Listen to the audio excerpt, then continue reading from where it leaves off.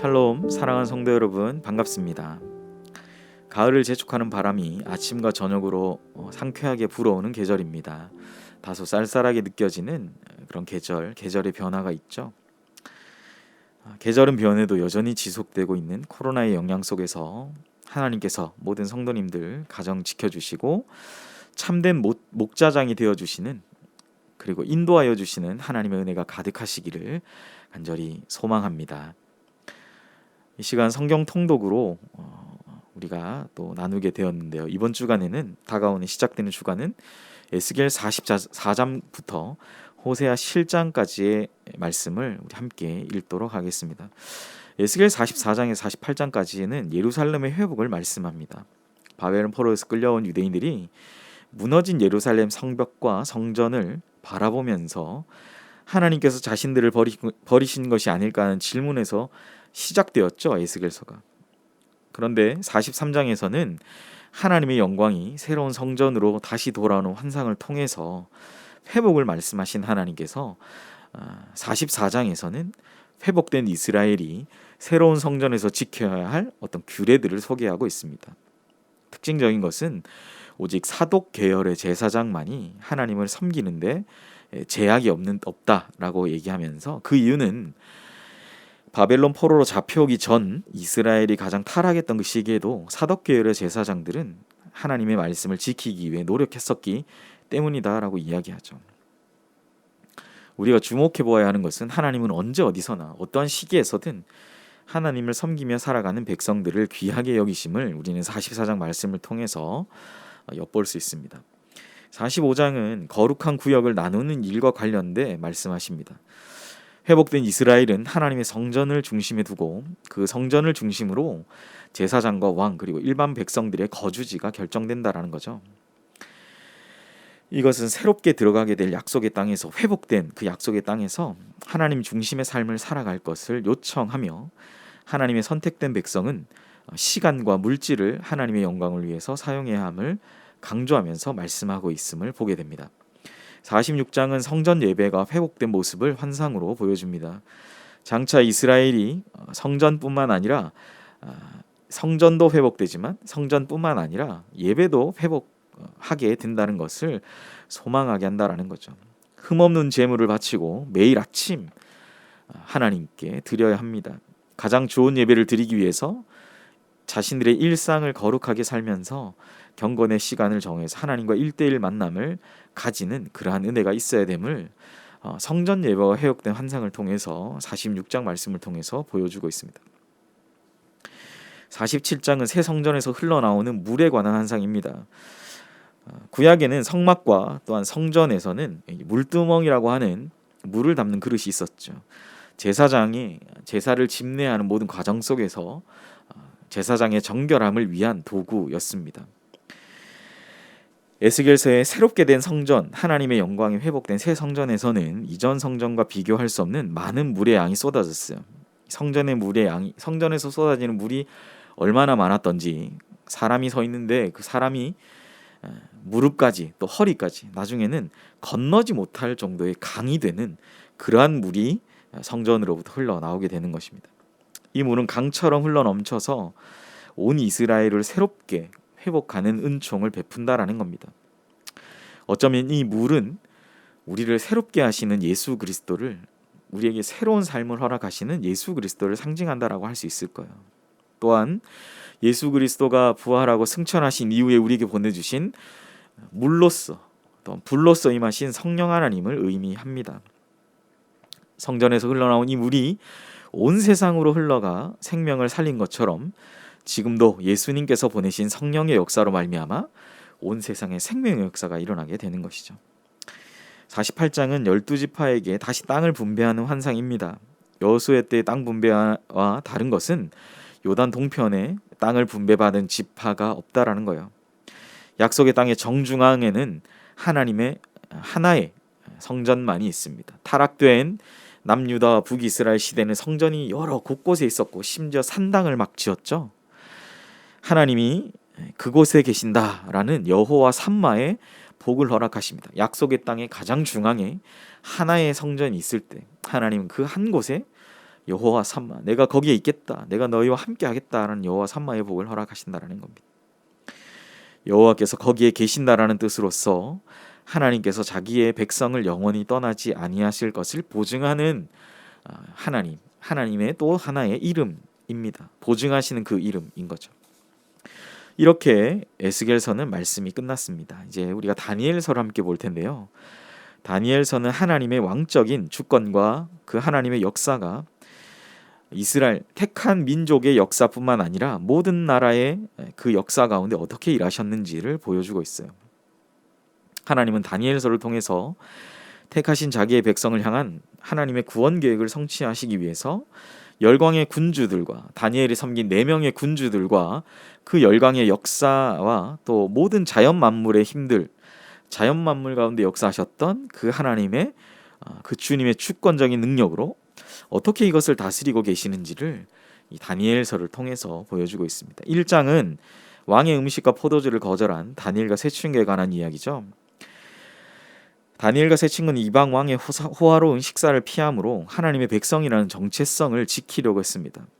음식을 먹는 것이 그 정체성을 지키는 거였어요. 하나님은 그들의 이러한 결단을 기뻐하셨고 그러한 정체성을 지키기 위해서 왕의 진미를 거절한 그들을 왕의 진미를 먹은 사람들보다 더 강건하게 다니엘과 새 친구를 지켜주셨다는 거죠. 이 장은 느부갓네살 왕이 처음 꾼 다니엘서의 첫 번째 꿈에 대한 다니엘의 해석입니다. 금신상을 보죠. 커다란 신상이 놓인 걸 보게 됐는데 금으로 된 머리는 바벨론 4대 제국을 의미하는데요. 이 환상에 대해서 금으로 된 머리는 바벨론을 의미하고 바벨론에 의해서 은으로 된 가슴과 팔은 페르시아, 노스로 된 배와 허벅지는 그리스, 쇠와 진흙으로 된 발은 로마 제국을 상징하고 이것이 한 뜨인 돌이 날아와서 이 신상을 무너뜨리는 이 모든 것을 무너뜨리는 돌은 바로 예수 그리스도께서 통치하시는 영원하신 하나님의 나라. 그 예수 그리스도의 그 돌이 날아와서 깨뜨리잖아요. 무너뜨리잖아요. 바로 예수 그리스도께서 통치하시는 영원한 하나님의 나라를 상징하고 있다라고 할 수 있죠. 3장은 근신상에 절하지 않은 새 친구가 풀무불에 던져진 사건이죠. 다니엘의 새 친구는 평소보다 7배나 뜨거운 풀무, 그 신상, 느부갓네살 왕이 세운 신상에 절하지 않았다는 이유로 평소보다 7배 더 뜨거운 풀무불 속에 던져지게 되었고 그을린 하나 없이 생명이 보존하는 특별한 은총을 받습니다. 하나님께서 하나님의 사자를 보내셔서 그들을 지켜주심 때문이죠. 이처럼 하나님께 우선권을 두는 사람은 고난을 받죠. 그리고 하나님께서 그들을 지켜주시고 보호하신다라는 것이 3장의 메시지입니다. 4장은 하나님께서 느부갓네살에게 두 번째 꿈을 꾸게 하시죠. 7년을 짐승처럼 쫓겨나서 소처럼 풀을 먹고 살게 될 것이다 라는 느부갓네살 입장에서는 저주에 가까운 그러한 꿈을 꾸게 하셨어요. 하나님은 느부갓네살 왕이 바벨론으로 나라를 제국을 통일했다 할지라도 지극히 높으신 하나님께서 세상을 다스리시기 때문에 하나님의 뜻대로 왕을 세우기도 하시고 패하기도 하신다라는 것을 4장을 통해 보여줍니다. 감사한 것은 느부갓네살 왕이 이것을 하나님께 감사하면서 이 장은 마무리하게 되죠. 결국 하나님이 보여주신 그 꿈대로 느부갓네살은 폐위됩니다. 그리고 그 아들이 왕이 되죠. 우리가 4장을 통해서 보게 되는 것은 하나님은 멀리 떨어져 계신 분, 우리의 삶에 역사하지 않는 분, 그렇게 멀리 떨어져 계신 분이 아니라 세상의 모든 일들을 지켜보시고 적극적으로 개입하시고 주관하시는 그러한 하나님이심을 알려주고 있습니다. 5장은 벨사살 왕, 느부갓네살 왕 뒤에서 왕이 된 벨사살 왕이 하나님의 뜻대로 다스리지 못함으로 말미암아 그 왕을 심판하신 하나님을 말씀하죠. 그는 아버지 느부갓네살 왕에게 일어난 일을 하나님을 통해 알고 있었습니다. 그럼에도 불구하고 그는 우상을 찬양하는 술자리에서 예루살렘 성전에서 가져온 그릇들, 그 그릇들을 가져와서 막 술을 담아 먹고 하려고 파티에 막 쓰는 그런 일들로 하나님을 모욕했죠. 우리가 분명히 기억해야 될 것은 하나님은 인간 왕에게 조롱받을 분이 아니죠. 하나님은 손가락이 나타나게 하셔서 벽에 쓴 글씨 메네메네 데겔 우바르신 하나님의 저울, 왕의 저울, 신의 저울에 이 왕이 그 무게가 모자랐다라는 뜻이죠. 이 메네메네 데겔 우바르 신을 통해서 바벨론과 또 벨사살 왕의 그 다스리는 치세의 종말을 선포하시는 겁니다. 6장은 이제 벨사살 왕에 이어서 다리오 왕 때 사자굴에서 이제 들어가게 된 다니엘에 관한 이야기죠. 우리가 너무나 잘 아는 주일학교 때부터 들었던 말씀이죠. 신하들은 다리오 왕 시대에도 너무나 잘 나가는, 너무나 인정받는 다니엘을 시기질투했죠.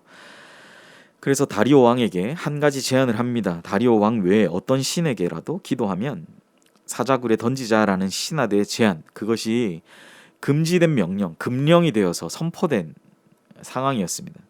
다니엘은 그것이 금령으로 선포된 것을 알고도 자신의 경건의 습관대로 하나님께 기도합니다. 그 죄가 발각됐고 그 죄로 말미암아 그는 사자굴에 던져지게 됐죠.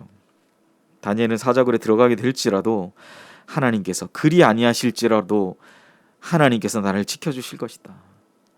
그리고 그리 아니하실지라도 왕이여 나는 하나님을 믿습니다라고 고백하고 있는 것입니다. 다니엘의 이 믿음의 고백을 주님께서 들어주시고 사자굴에서 다니엘을 지켜주셨죠. 하나님은 언제 어디서든지 하나님의 참된 의인과 함께 하셨음을 보여주는 말씀이 바로 6장이라고 할 수 있습니다. 7장은 내짐승 환상이죠. 7장의 내짐승은 2장에 나타났던 그 신상으로 보았던 네 나라와 4대 제국과 동일하게 보시면 돼요. 사자는 바벨론을, 곰은 페르시아를, 세계의 갈빗대는 페르시아가 정복한 리디아, 바벨론, 애굽을 상징하고, 표범은 빠르게 세상을 정복했던 알렉산더 그 대왕의 신속한 세계 정복을 말하며, 그리고 그 후에 나타난 머리 넷은 알렉산더 대왕 사후에 4개의 제국으로 또한 또 나눠졌던 그 알렉산더 대왕 사후에 4개의 나라로 나눠진 것을 이제 상징하고 있는 것입니다. 마지막으로 다니엘이 와 이런 짐승이 있는가 하면서 마지막으로 무서운 짐승을 표현하는데, 그 무서운 짐승은 로마를 상징하죠. 이 짐승의 권세와 잔인함에 다니엘도 충격을 받았습니다. 그런데 7장의 마지막, 이 모든 열광도 하나님께서 정하신 기간만 권세를 누릴 뿐임을 오늘 이 말씀을 통해서, 7장 말씀을 통해서 알려주고 있음을 생각합니다. 8장은 숫양과 숫염소의 환상이에요. 숫양은 메대와 바사 연합인 페르시아를 상징합니다. 숫염소는 그리스를, 그리고 숫염소의 첫째 뿔과 그 다음 4개의 뿔은 알렉산더 대왕과 그 이후의 4대 제국을 이야기합니다. 숫양과 숫염소 환상에서도 결국 이렇게 제국의 세상의 역사가 만연하고 일어난다 할지라도, 세상이 강해 보인다 할지라도 처음과 끝을 주관하시는 분은 하나님이심을 8장을 통해서도 말씀하죠. 9장은 다니엘의 기도를 말합니다. 다니엘은 이스라엘 백성의 형벌의 때, 포로 70년의 기간이 점점 끝나가고 있음을 알게 됩니다. 다니엘은 자신의 기도를 통해서 하나님의 약속을 다시 한번 확인하고 하나님의 뜻을 이루고자 하죠. 다니엘의 기도는, 그 목적은 단순히 이스라엘 백성들의 자유와 해방에만 있었던 것은 아닙니다. 하나님의 뜻이 그렇게 이루어져야, 그 하나님의 약속이 이루어져야 모든 열광과 모든 세상의 모든 열광과 그 만방들이 하나님의 하나님 되심을 알게 될 것이다. 그 하나님의 뜻이, 이스라엘 백성을 향한 하나님의 뜻이 이루어져서 하나님의 이름이 높임을 받으시고 또 찬양을 받으시기 원한다 라는 것이 바로 다니엘의 기도의 핵심이라고 할 수 있어요. 10장은 이렇게 다니엘이 기도할 때 일어나는 일들을 이야기합니다. 다니엘이 기도할 때 하늘에선 영적인 큰 전쟁이 일어나죠. 의인의 강구가 하늘에 닿도록 천사장 미가엘이 하늘에서 열심히 싸우고 있는 내용이 10장에 있습니다.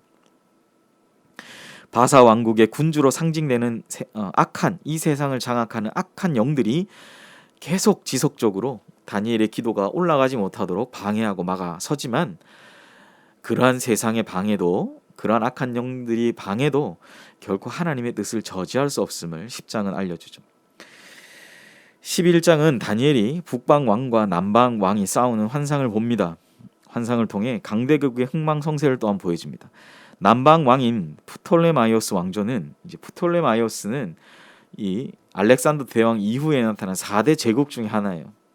애굽 중심으로 애굽 중심으로 나라를 다스린 남방 왕이고, 북방 왕은 이스라엘을 가장 괴롭혔던 셀레우코스 왕조, 이 두 왕조 사이의 갈등을 보여주는 것입니다.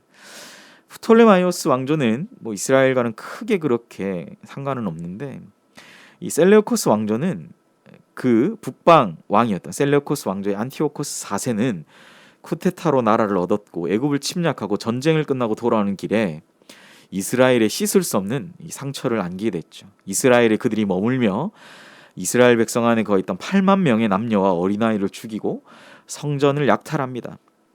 심지어 부정한 짐승으로 일컬어졌던 돼지를 잡아서 돼지 피를 제단에다 막 발랐던 거죠. 그때 그 일로, 이건 이제 신구약 중간사에 나오는 역사인데, 그 일로 말미암아서 유대인들이 그냥 완전히 그냥 돌아버리는 거예요. 자신들의 제단을 모욕했던, 그래서 엄청난 반감을 가지게 했던 그 나라. 다니엘은 이 북방 왕과 남방 왕이 싸우는 것을 이제 자기가 보게 되는 것입니다. 이스라엘에게 너무나 힘들고 어려운 시기였겠죠. 그러나 끝까지 믿음으로 인내하며 승리해야 함을 이 11장 말씀을 통해서 우리는 생각해 볼 수 있는 것입니다. 하나님은 주님의 뜻대로 역사를 진행하시는 분. 제가 다니엘서가 그것을 많이 담고 있다고 했죠. 우리는 단순히 다니엘과 새 친구로 다니엘서를 이해하고 있지만, 사실 그보다 더 중요한 것은 모든 열방을 다스리시는 하나님, 그 하나님께서 어떻게 이 세상 역사 가운데 하나님의 백성들을 인도하셨는지를 보여주는 것이 바로 다니엘서의 말씀이라고 할 수 있습니다. 결국 이 모든 것을 본 이후에 다니엘서 12장은 결국 이 마지막 날을 살아가는, 말세를 살아가는 성도의 자세를 말씀하고 있죠. 말세를 살아가는 성도의 삶은 고난의 연속입니다. 다니엘서를 통해서 우리가 그걸 보지 않습니까? 8만 명의 남녀와 어린아이들이 죽임을 당하고 성전이 약탈되는 것을 실제로 경험했던 이스라엘 백성들이 얼마나 그 고난이 심각했겠습니까? 그러나 12장은 결국 그 고난이 끝에 하나님의 구원하심이 있다라는 겁니다. 고난 때문에 하나님을 떠나서는 안 된다라는 겁니다. 12장에서 우리가 너무나 좋아하는 말씀이 있잖아요. 지혜 있는 자는 궁창의 빛과 같이 빛나게 하시고 많은 사람을 옳은 곳으로 돌아가게 하는 자는 별과 같이 영원토록 빛나게 하시는 그 은혜. 그게 바로 누가 주인공이냐? 이 마지막 날 말세지마를 참된 성도의 삶의 자세를 가지고 살아가는 그 사람에게 주시는 하나님의 은혜임을 우리는 다니엘서 마지막에서 다시 한번 생각해 보게 되는 겁니다. 여기까지 우리가 다니엘서의 말씀 함께 나누었고요. 이제 호세아서 함께 나눕니다. 호세아서는 북이스라엘 활동했던 선지자 호세아에 관한 이야기입니다. 당시 북이스라엘은 바알의 숭배가 만연해 있었습니다. 바알은 농업과 다산과 비를 관장하는 신으로서 농업이 중요했던 당시에는 고대 근동에서는 바알을 숭배함으로써 더욱 풍성한 농작물을 거둬들이려는 그런 유혹들이 있었죠. 사실은 북이스라엘 가운데 하나님을 알고 있는 하나님의 선택받은 선민이었지만 그들에게도 동일한 이 유혹이 있었다라는 거죠. 그 가운데에서 호세아 선지자가 하나님의 말씀을 받고 그 말씀을 이 북이스라엘 활동하면서 그들에게 전하고 있는 것입니다. 호세아 선지자는 바알 숭배는 영적인 간음이며 다시 하나님께로 돌아오라 라고 말씀하고 있죠. 호세아서 1장은 참 특이한 건데 하나님께서 호세아에게 음란한 여인에게서 자녀를 낳으라고 말씀하셨어요. 참 이해가 안 됩니다. 그죠? 정결한 여인에게 가서 정결한 아이를 낳아야 되는데 음란한 여인에게 가서 음란한 자식을 낳으라고 말씀하셨고, 호세아는 순종했어요. 그 낳은 첫째가 이스라엘이죠. 하나님이 다 흩어버린, 이스라엘은 씨를 뿌린다는 뜻이거든요. 엘 시인이 계속 씨를 뿌린다라는 뜻이에요. 원어는. 근데 뭡니까? 씨를 뿌려서 하나님께서 다 흩어버리신다는 뜻을 갖고 있다는 거죠. 둘째는 로루하마죠. 긍휼히 여김 받지 못할 자들이라는 뜻입니다. 셋째는 로암미. 자식의 이름을 이렇게 세 가지 이름으로 지었어요. 셋째 로암미는 내 백성이 아니다라는 뜻이에요.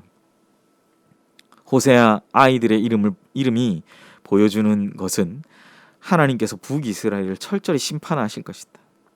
나는 내 백성들이 영적으로 가늠한 자들이다 라는 것을 호세아를 통해서 이미지 언어로 보여주고 계신 거예요. 2장은 1장에서 심판을 말씀하신 그 하나님께서 회복의 약속도 주고 계세요. 회복은 참된 회개를 통해서만 가능합니다.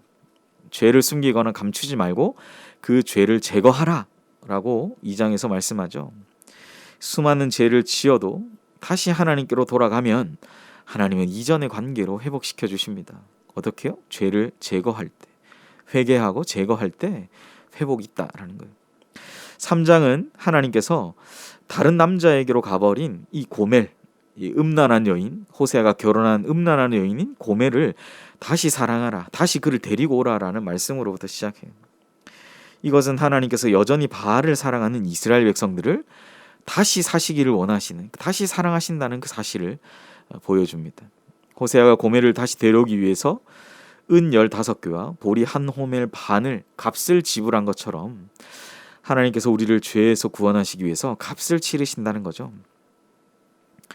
호세아가 고멜에게 다시 다른 남자를 따르지 말 것을 요구한 것처럼 하나님도 우리에게 다른 신을 두지 말 것을 요구하고 계십니다.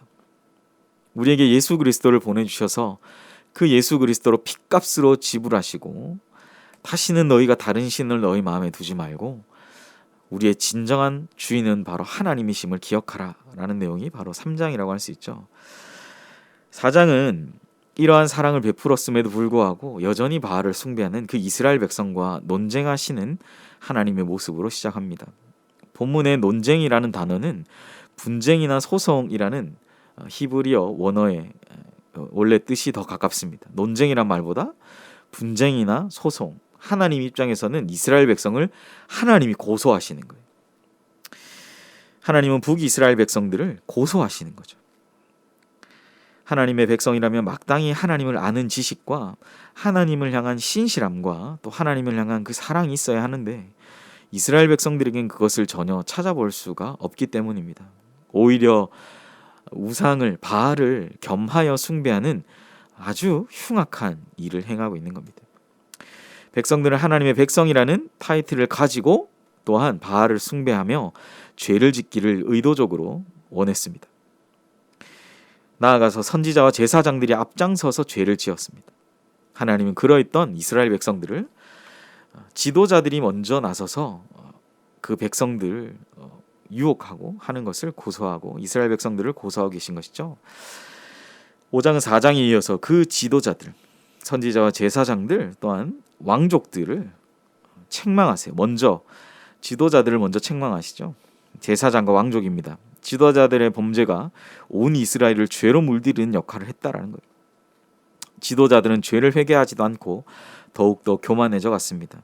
상하고 통회하는 마음이 없는 제사는 하나님께서 결코 기뻐하지 않는다라는 거예요. 6장은 이 지도자로부터 시작된 죄가 백성 전체에 미치게 된 겁니다. 백성들은 핑계할 수가 없는 거예요. 지도자들이 짓는다고 해서 자기들이라도 안 지으면 되는데 똑같이 짓는 거예요. 지도자로 시작된 죄가 백성들에게까지 미쳤고 백성들은 죄를 회개하지 않는 모습을 똑같이 보여줍니다. 호세아는 6장을 통해서 하나님께로 돌아오기만 하면 하나님은 고치고 싸매주시는 하나님이시다라고 선포하죠. 하나님은 상하고 통회하는 마음으로 돌아온 자를 결코 외면하지 않습니다. 참된 회개만이 하나님과의 관계를 회복하는 단 하나의 열쇠임을 6장은 밝히고 있는 것이죠. 7장은 끝까지 회개하지 않는 북이스라엘 백성들의 모습을 보여줍니다. 하나님은 재앙보다 평강 주시기를 원하심에도 불구하고 북이스라엘은 끝까지 하나님을 떠나고 바알을 섬긴다라는 거예요. 하나님은 재앙보다 평강을 주기를 원하시는데 하나님은 끝까지 포기하지 않으시는 모습을 보여주세요. 그럼에도 끝까지 그들은 회개하지 않습니다. 죄를 깨닫지 못하는 사람은 회복과 성장이 일어날 수 없죠. 죄 가운데 계속 가기 때문에 그들에겐 절대 회복과 성장이 일어날 수 없습니다. 북이스라엘은 하나님을 떠나 잘못된 길로 갔으므로 재앙과 화가 그들에게 임하는 것입니다. 우리가 기억해야 될 것은 하나님만이 모든 능력의 근원이심을 믿고 그분을 의지하고 참된 회개와 올바른 신앙의 모습으로 살아가야 될 줄 믿습니다. 아무쪼록 우리 말씀 함께 나누었는데요. 주신 에스겔과 또 다니엘서와 또 호세아서의 이 말씀을 함께 나누면서 그 말씀 붙들고 또 한 주간 함께 읽으면서 살아가시는 우리 귀한 연희계 모든 성도님 되시기를 간절히 소망합니다. 기도하겠습니다. 사랑과 은혜의 하나님, 오늘도 이제 시작되는 한 주간 하나님의 말씀 붙들고 우리가 또 통독하며 은혜를 나누며 나아가게 하옵소서. 하나님은 모든 나라와 민족 또한 열강을 다스리시는 하나님 되심을 오늘도 말씀을 통해 보았습니다. 하나님께로 돌아가기만 하면 치유하시고 회복하시는 하나님이심을 우리가 보게 되었습니다. 죄를 제거하고 하나님의 그 은혜의 깊은 감격 가운데 온전히 들어가게 되는 우리 사랑하는 연희계 모든 성도님들, 말씀을 읽으며 나아가는 우리 모든 성도님들 되게 하여 주시옵소서. 감사드리며 예수님의 이름으로 기도합니다. 아멘.